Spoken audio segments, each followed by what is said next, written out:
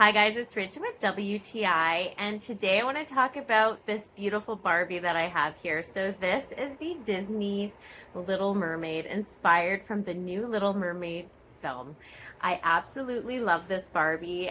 One thing that I really like is that you're able to play with this in water. So if your kids enjoy having toys in the tub, if they want to bring it in the pool, my daughter literally likes to swim in the pool with it and pretend that she's a mermaid along with Ariel, which I think is super fun. She also has a beautiful ombre tail, just like the movie. If you can see, it's beautifully made. They got the glitter on it, and all the colors are so gorgeous.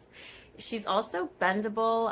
You can move from her waist, her arms. She has the gorgeous, gorgeous hair too, which Ariel has that gorgeous red hair. The features on her also are so gorgeous. Like her face and the detail is so amazing. She looks just like Ariel from the movie. So this is great if you do collect items as well. Those who collect Barbies, it's a great addition to your collection. If it's just your favorite movie and you want to collect it for that. But my favorite thing is that kids like to jump into the movies as if they're the character. And this is something that helps them create their imagination, fun to play with. But that's just my point of view.